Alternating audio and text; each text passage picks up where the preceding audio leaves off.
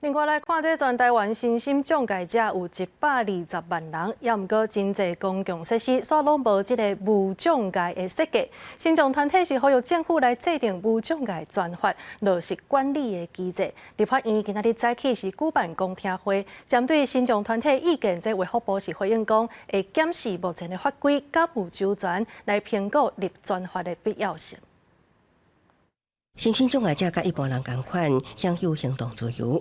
也毋过外出的时阵，由于是4月受限，像基层诊所无障碍设施不足，户外公共建筑物，包括坡道、花树、出入口等，也拢对身障者使用无方便。我们的诊所无障碍。 无障碍通道的比例，其实全国只有35%，那么有无障碍厕所的只有26%。故宫南院的，它这个是紧急求助铃，到底是艺术呢，还是实用？轮椅可以靠近吗？一般人都很难。身障团体指出，现有的身心障碍者权利保护法并无强制力。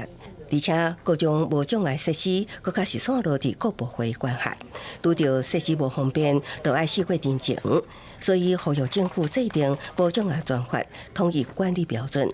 我们视障者过马路，冒着生命的危险我们要装有声号志。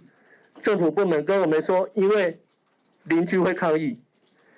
说太吵了。我们对于整个无障碍的相关的法规，我们是希望说，其实在既有的法规的基础之下，可以深化，可以落实。卫福部强调，会继续举办公听会，收集各界意见，再甲交通部、内政部、经济部等各部会进行讨论，检视目前法规，检视会当涵盖，作为后手检视立专法的评估。记者综合报道。